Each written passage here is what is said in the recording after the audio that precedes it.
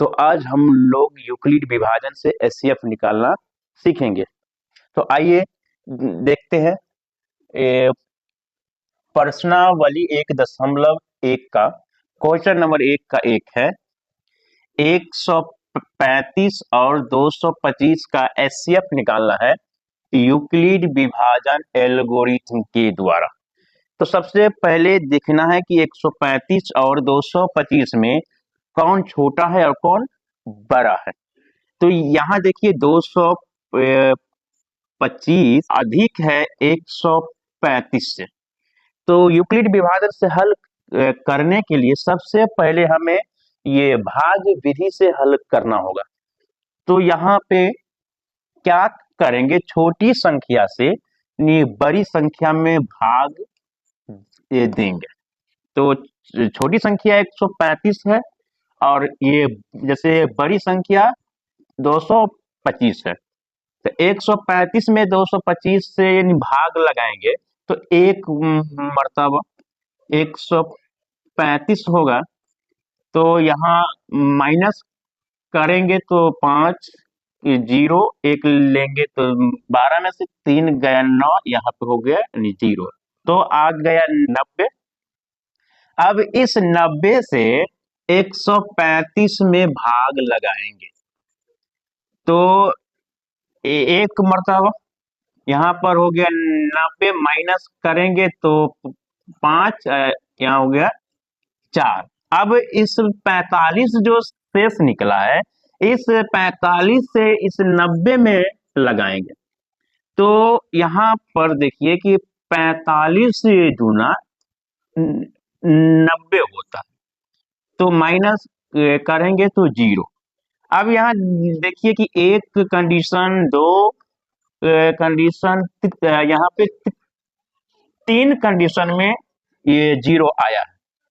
तो यानी जब इस तरह से हल करने पे यानी 0 आता है तो वो उसका आंसर आता है। जैसे इसका एचसीएफ हो गया 45, इसी को यूक्लिड विभाजन पर लिखना है।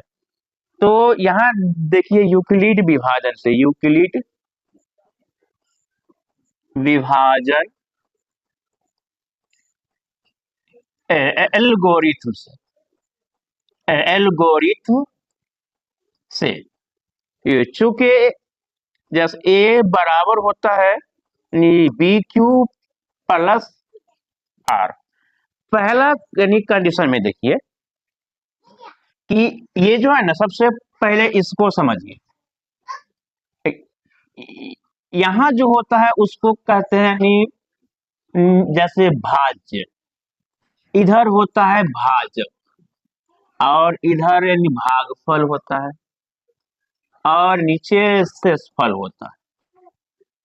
तो यानी विभाज्य को लिखते हैं ए, ये भाजक को बी, भागफल को क्यू और आर को लिखते हैं शेषफल।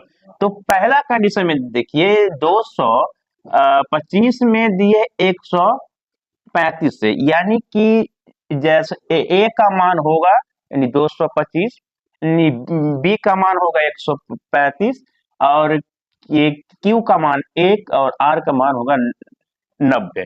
तो लिखेंगे 225 बराबर 35 से ये लगाए हैं एक मर्तबा, शेष निकला 90।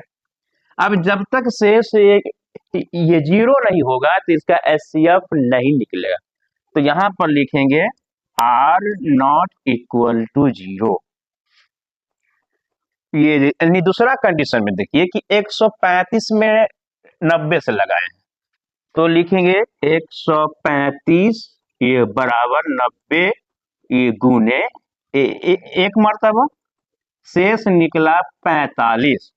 यहां भी आर का मान यानी 0 नहीं है तो लिखेंगे आर नॉट इक्वल टू 0। ये तीसरे कंडीशन में